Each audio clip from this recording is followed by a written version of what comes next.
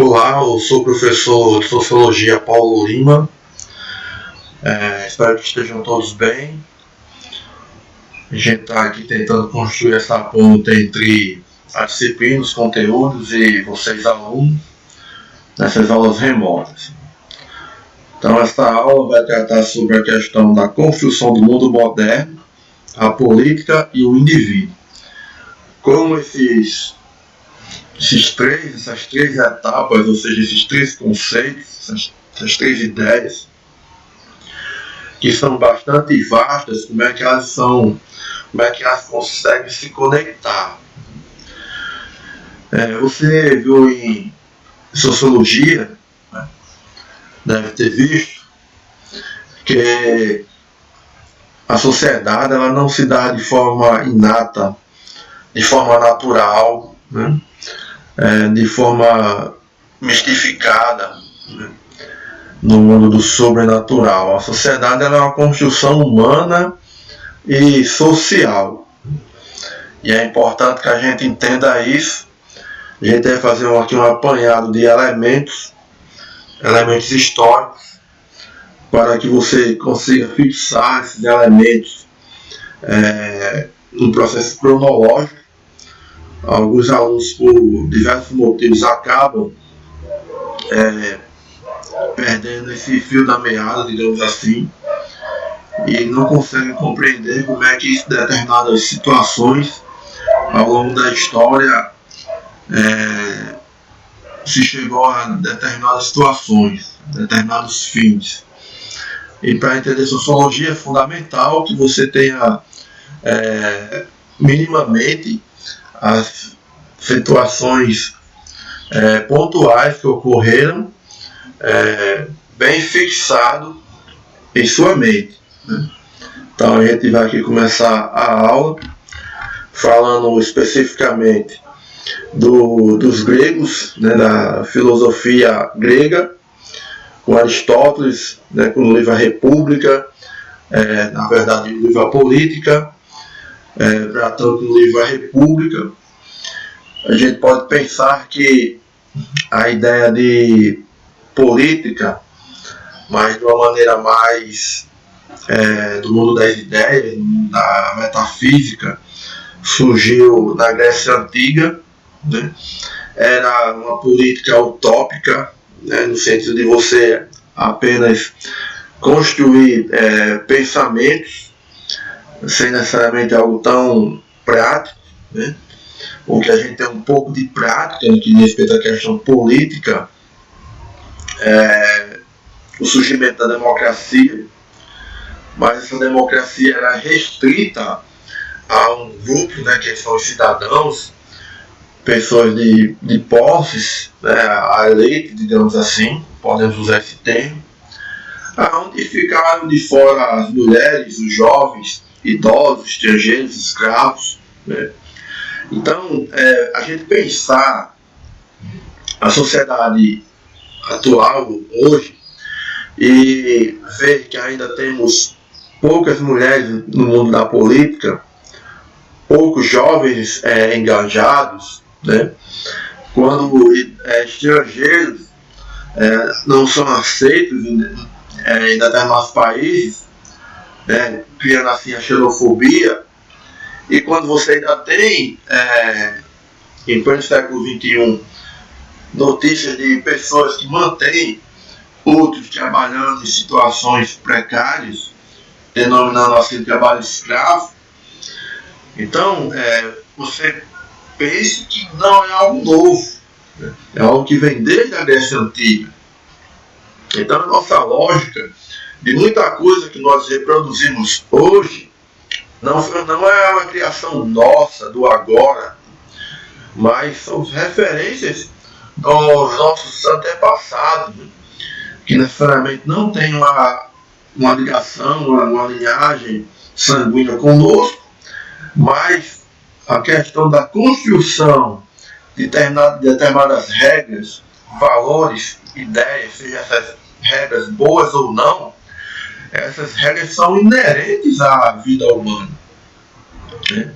Como, por exemplo, a ideia do gosto, da ideia da beleza, Determinadas cidades hoje, em todo o país, não importa se é uma capital ou se é uma cidade do interior, essas cidades estão repletas de academias, né? A busca por um corpo perfeito.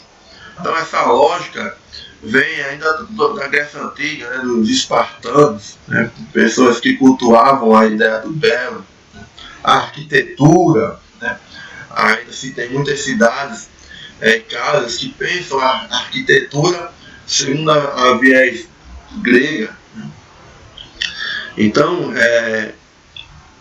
a humanidade ela começa a se construir na rocha que nós temos hoje, na Grécia Antiga, né? Com os livros Política e República. E com o surgimento da democracia, uma democracia ainda muito restrita, onde vários grupos ainda ficavam de fora dessa discussão, né? A democracia ela vai ter o seu significado cunhado naquele momento como o governo do povo, onde o povo que decidia, né? Na Ágora. A Ágora era um lugar onde as pessoas se reuniam para decidir pontualmente as questões da cidade, né? Então, hoje a participação política não se dá mais dessa forma, se dá na forma de uma participação direta, né? A participação ela é representativa, onde você vota em um determinado indivíduo para isso lhe representar em determinado espaço, seja na Câmara Municipal, estadual, no Congresso, né?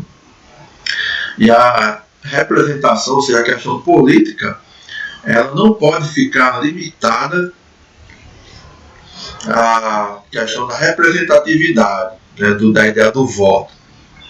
Então você tem aqui dois elementos interessantes que são contrários, mas que nos ajudam a pensar. Você tinha uma democracia direta na praça pública, na Ágora, pelos cidadãos, mas ao mesmo tempo muitos ficavam de fora, né? Então a gente precisa ver, né, no mundo contemporâneo o que está faltando, as lacunas que se tem para, a partir daí, melhorar a democracia que nós temos hoje. Então nós temos aí o desenvolvimento da sociedade, tempo depois com outras alternativas, que aí foi a expansão marítima, né, a reorganização dos mapas, porque muitos países naquele momento, nações, viviam como feudos, né, cidades, em certa medida, não cidades-estados, mas elas tinham sua autonomia. Era uma lógica teocêntrica, onde Deus era o centro de tudo, no mundo feudal, onde tinha a questão das indulgências, né, a venda das coisas sagradas, para você ter um acesso ao céu. Mas nesse momento, né, que é chamado também das trevas, dessa lógica teocêntrica, onde Deus era o centro de tudo, ela vai ficando à margem. Por quê? Porque se tenta aos poucos reconstruir o que se tinha deixado, o que tinha se perdido, né? O que tinha se perdido?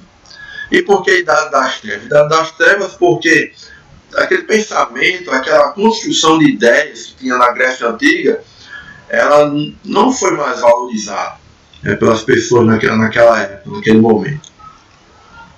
Diga-se de passagem, eu quero deixar aqui uma referência de um filme do Umberto Eco, que, na verdade, o filme é do livro do Umberto Eco, né, que é o Nome da Rosa. Foi feito um filme com Sean Connery, onde, dando aqui uma sinopse do filme, você tem um mosteiro, nesse mosteiro você tem monges que estão sendo envenenados pelos monges ortodoxos mais antigos, que quando os recém-chegados iam ler livros de filosofia, que eles passavam as folhas e tinham o costume de, ao passar a folha, molhar o dedo na saliva, na língua, esses jovens eram envenenados e morriam. Então, por que isso acontecia? Porque para aqueles padres mais velhos, você fazer uma leitura de um livro da filosofia naquele momento era algo que ia de contra a vontade de Deus, né? Porque a filosofia é o estudo dos porquês, né? Dos questionamentos para se entender, se buscar mais e mais conhecimento. E isso para a igreja naquele momento era algo impensado.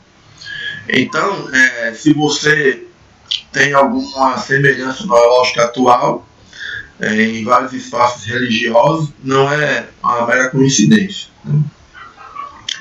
Então vai surgir aí o Renascimento, com uma lógica antropocêntrica, que era o homem agora centro de tudo.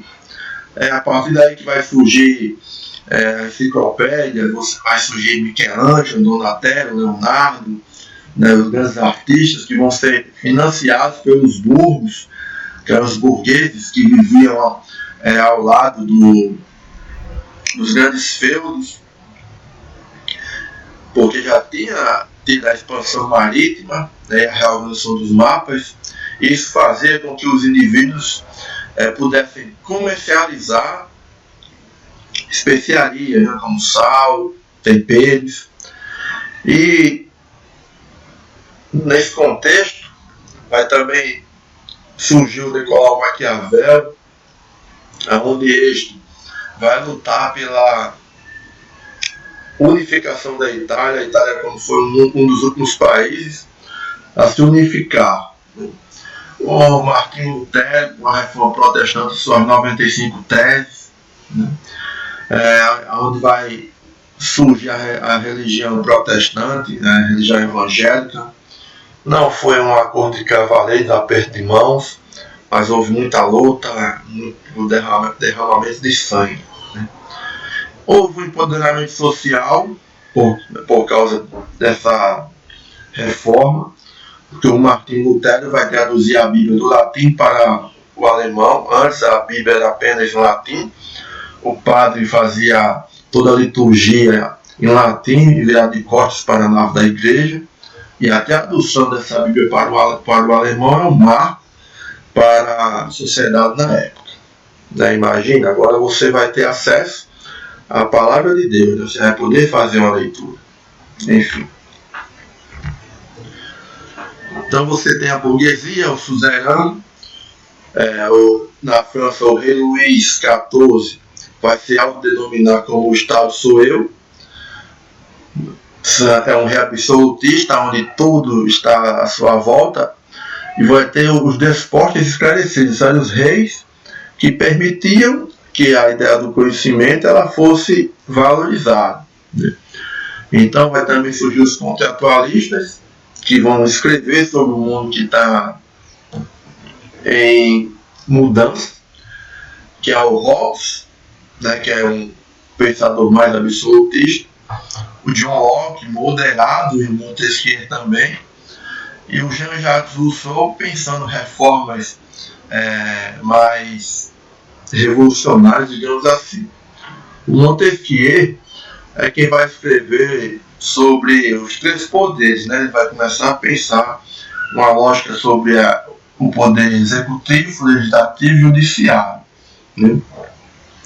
Então esses são os contratualistas, né? E o Maquiavel também é importante ter uma noção boa sobre o Maquiavel. A gente pode ter uma outra aula sobre ele, porque são autores que sempre caem no Enem. A ideia de riqueza muda. Antes você trabalhar e conseguir manter uma certa riqueza, a igreja era contra isso, porque na verdade o que ela queria era a manutenção desses bens para ela e para os reis. Então, para a reforma protestante, o Calvino vai dizer que se você conseguir melhorar de vida financeiramente é porque você está sendo abençoado, né? E uma vez salvo, sempre salvo, até a doutrina da predestinação. E o Max Weber, o sociólogo alemão, ele vai escrever um livro pensando nas religiões e vai dizer como a religião protestante influenciou o capitalismo. Porque a religião é uma instituição extremamente forte na formação do indivíduo e do pensamento social. Então, na medida que a religião ela pauta os espaços dominantes, sempre foi assim historicamente, ela começa a mudar e a consolidar novas formas de pensamento social. Então, se agora a religião estava dizendo, nesse caso a religião protestante, a religião evangélica, no nosso momento, que era interessante você conseguir bens materiais, então todos vão trabalhar para essa lógica. E assim os fundamentos do capitalismo, do capital financeiro, começam a ser fincados de vez.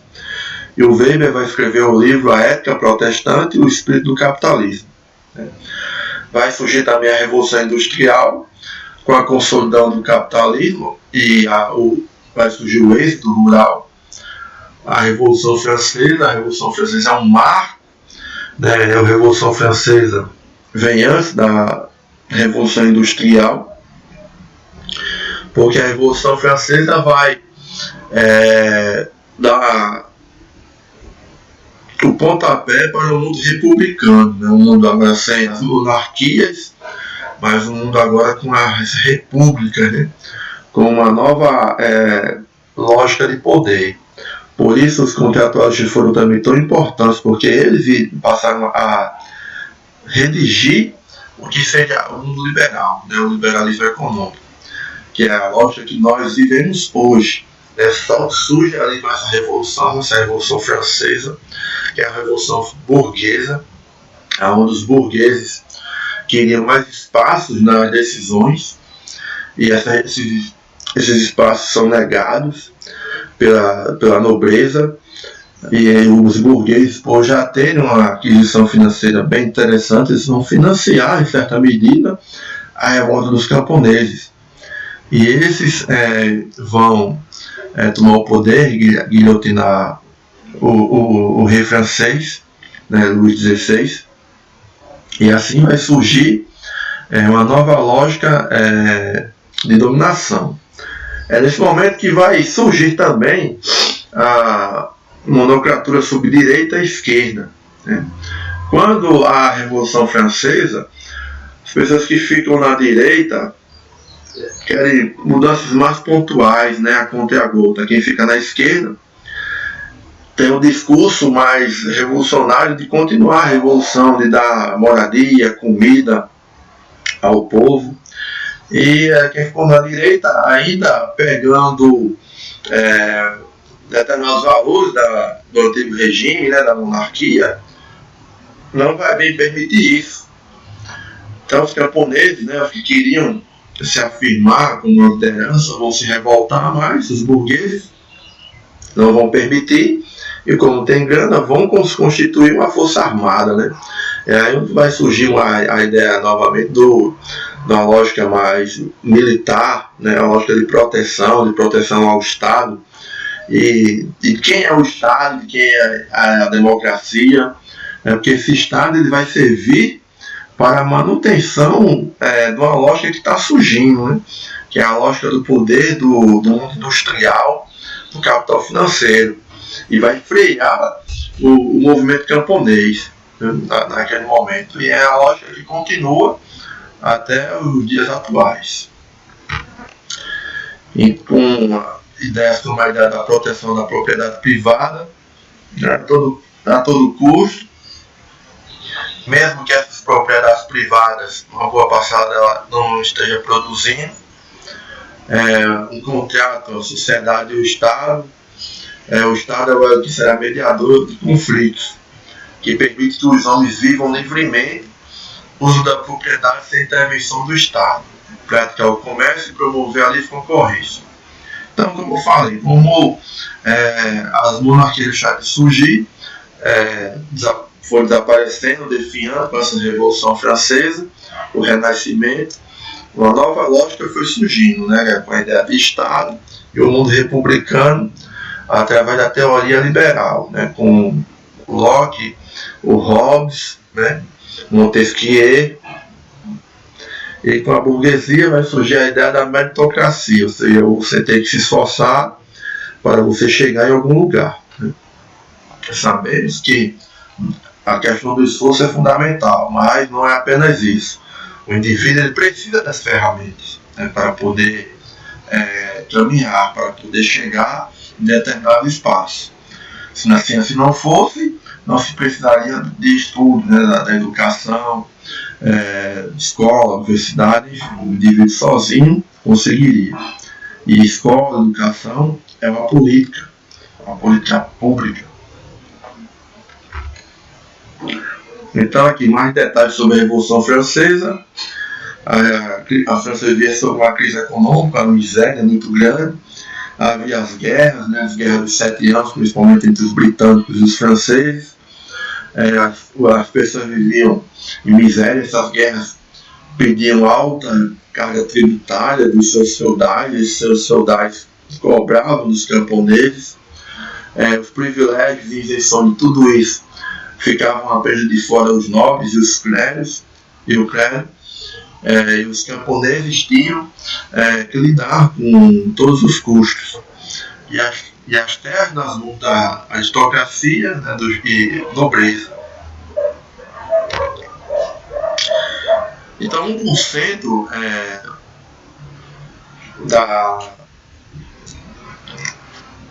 das riquezas, ou seja, que na população geral, quem era privilegiado era o clero, que tinha terras, cargos, privilégios e isenção fiscal.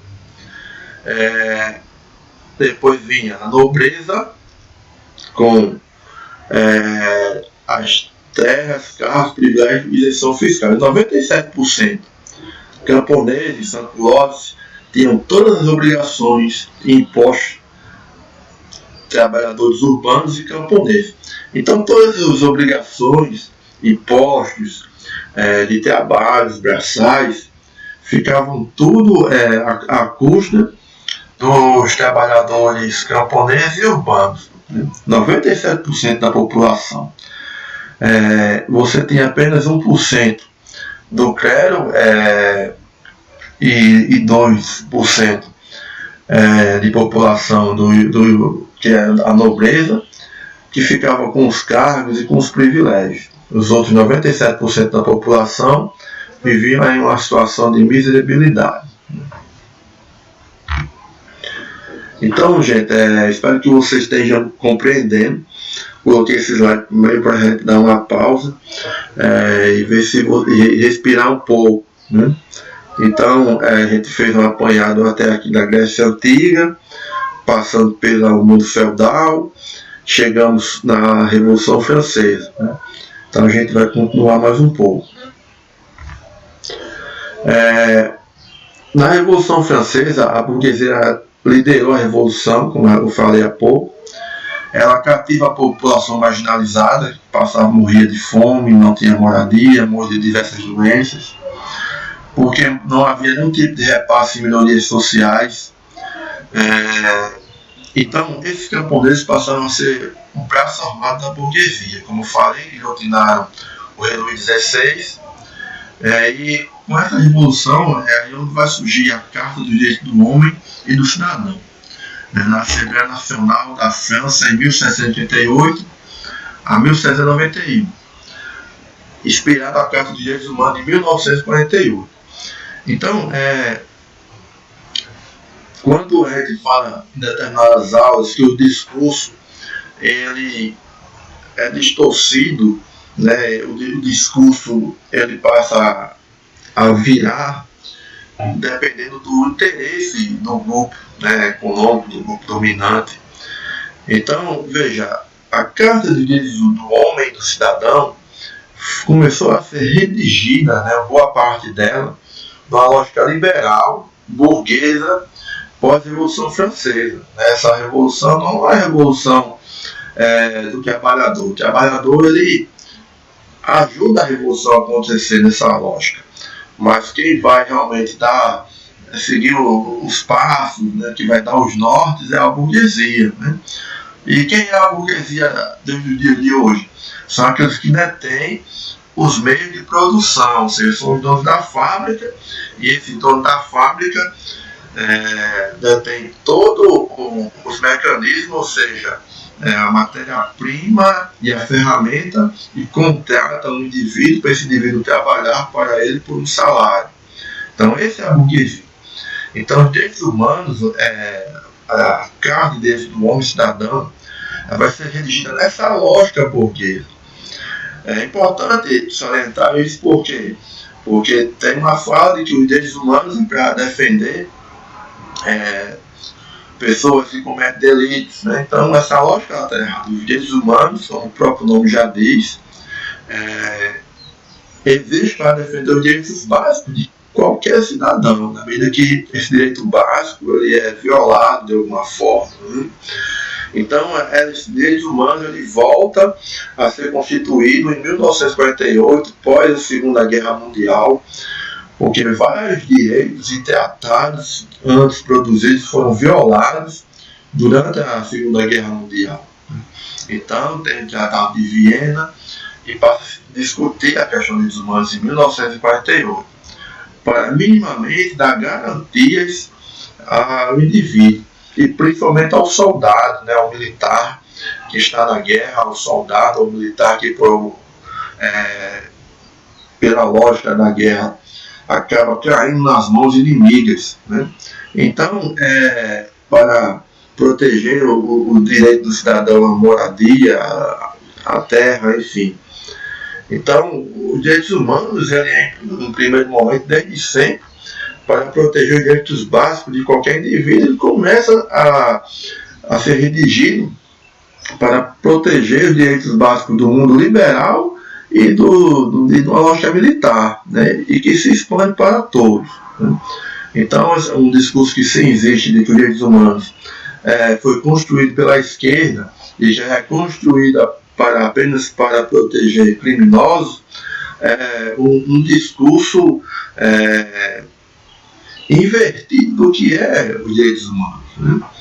Então, se devemos defender os direitos humanos, se há algum tipo de violação sobre isso, se tem que pensar a respeito, se problematizar.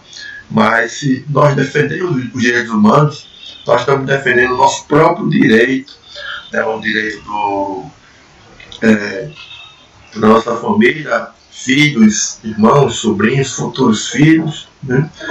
Então, você criticar, por exemplo, os direitos humanos, você certamente você criticar políticas públicas que podem ser construídas para defender a sua própria existência. Né? Então, é preciso ter cuidado com isso. Então, entre sendo as repúblicas federativas, a democracia é retomada, a democracia que se perdeu na Grécia Antiga, com o mundo feudal, porque era algo absolutista, né, algo de imposição dos reis. Vai surgir o iluminismo, com a ciência o principal fundamento do pensamento humano, a busca pela verdade da essência humana, né, buscar a verdade. O iluminismo é a ideia de luz, né, a luz simboliza a ideia de conhecimento, e vai se pontuar alguns pontos que são fundamentais, como a ideia da igualdade social, crítica do poder total, crítica à tirania, a luta por democracia, crítica do poder absoluto dos reis, a liberdade religiosa, ninguém deve ser escravizado, ninguém deve ser servo de ninguém. Né? Então você começa a se construir esses pensamentos no mundo iluminista. E o iluminismo, com a Revolução Francesa, é um marco com a queda da Bastilha, a falta dos presos políticos, porque é um marco que vai servir de parâmetro para todas as outras revoluções que passam a existir em outros continentes, como a independência americana, dos britânicos, outras revoluções que tiveram aqui no Brasil, em Pernambuco, Tiradentes, os Inconfidentes. Então, é um marco. Então, a lógica que se tem na Europa e toda a história que foi produzida lá é referência para nós aqui. né, até o dia de hoje. Até porque a nossa sociedade, o Brasil, é muito jovem, né? Trago aqui também o Montesquieu, francês do século XVIII. Eu acho importante ele pontuar ele, porque é ele que vai dar as bases para os três poderes, né, o legislativo, o executivo e o judiciário, que é o que serve de bússola hoje para boa parte do mundo, né, principalmente aqui para o Brasil. Ele vai escrever um livro chamado O Espírito das Leis, onde ele vai escrever sobre o assunto, onde tem propostas pontuais como um modelo de governo, e vai fazer uma crítica ao clero, ou seja, à Igreja Católica, que é a interferência que essa tinha na política, né?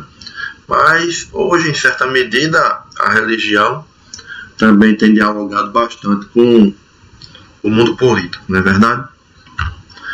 Então, pontua também, né, que deve haver uma liberdade política no sentido do governo republicano.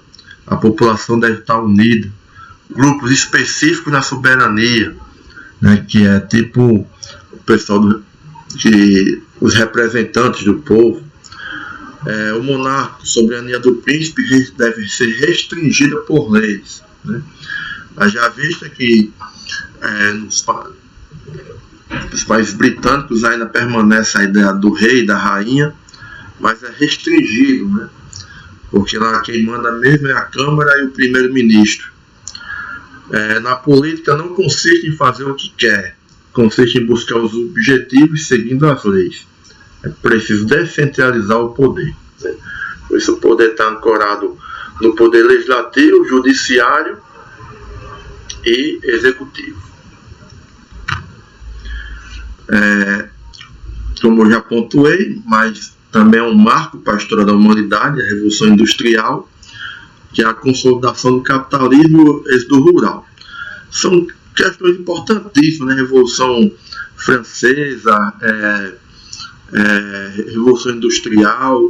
Com tudo isso, vai surgir uma nova lógica de sociedade. Então você vai precisar de algo que explique essa nova lógica de sociedade. Na antiguidade, essa lógica era explicada pelo mundo das ideias, a gente pensou no mundo grego, né? É um mundo muito metafísico. No mundo feudal, essa lógica é explicada pela Igreja Católica, o antropocentrismo. E agora, essa lógica está sendo explicada pela ciência. E se existem tantas mudanças sociais, quem vai pautar isso aí?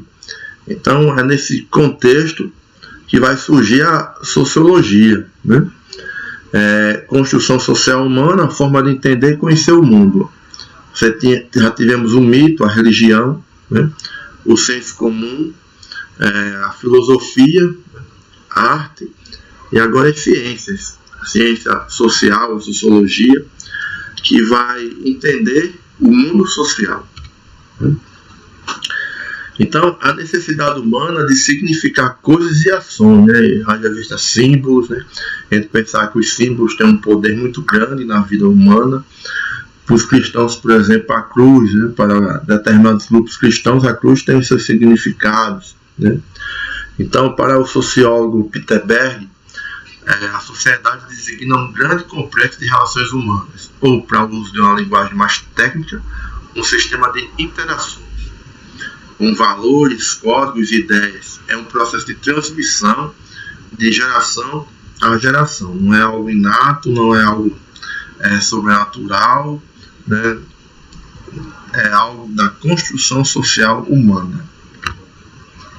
Então a sociedade tem suas regras, a ideia de moral, certo, errado, valores. São necessidades que não se aprendem sozinhas, porque não se vive sozinho. Somos destituídos do instinto. Tudo o que aprendemos e fazemos precisamos da ajuda do outro, desde caminhar a falar. Sistema, conjunto interrelacionado de elementos dependentes, todos com uma determinada função.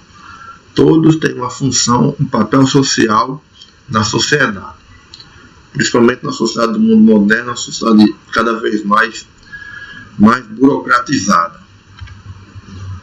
Então você tem composições diferentes de grupos sociais, compostos por grupos, classes sociais, traços culturais diferentes, dinamismo extremo das relações humanas. As relações humanas não são estáticas, elas mudam com frequência, com a desnaturalização de conceitos, né? Ou seja, essas questões, como eu já falei, não é do mundo natural, né? Apenas nasceu, é construção, né, do dia a dia. E a desmistificação da realidade social, tirar do mundo místico para entender que a realidade social é um construto estruturante de uma estrutura social. Então existe tipo de socialização. O que é a socialização? A socialização consiste na interiorização que cada indivíduo faz desde que nasce e ao longo de toda a sua vida, das normas e valores da sociedade que está inserido e de seus modelos de comportamento. Assim sendo, socializar é inculcar no indivíduo os modos de pensar, de agir e de agir em grupo, e que ele está integrado. Isso é o processo de socialização. Então você tem a associação primária, que é desde a infância, onde a criança vai aprendendo a linguagem, as regras básicas da sociedade, a moral, os modelos de comportamento, a fala. Na associação primária, o valor primordial para o indivíduo deixa marcas muito profundas em toda a sua vida, já que é aí que se constrói o primeiro mundo do indivíduo. E temos também a associação secundária, que é todo e qualquer processo subsequente que introduz o indivíduo já socializado em novos setores do mundo, objeto da sua sociedade, na escola, nos grupos de amigos, no trabalho, nas atividades dos países que visitamos ou para onde migramos, existindo a aprendizagem das expectativas que a sociedade ou o grupo depositam em nós, relativamente ao nosso desempenho, assim como dos nossos papéis que vamos assumindo nos vários grupos a que vamos pertencendo e nas várias situações que somos colocados. Bem, então, em linhas gerais é isso. A gente falou aqui sobre como se deu a construção do mundo moderno, passando desde a Grécia Antiga até a Revolução Industrial. Permeamos os contratualistas, Montesquieu, Hobbes e Rousseau. Falamos um pouco sobre Maquiavel. Diga-se de passagem que cada um deles merece uma aula isolada para se trabalhar melhor. Todos esses assuntos são pertinentes na área da sociologia, da filosofia, da história, boa parte deles da parte da sociologia, da geografia política. São assuntos pertinentes não apenas para o Enem, mas para a vida, né? Para você entender quem é o indivíduo, como você se formou. Então, o surgimento da sociedade, do indivíduo e das novas formas de explicação do mundo moderno. Então, agradeço e ficamos em contato. Então, até o próximo encontro. Forte abraço.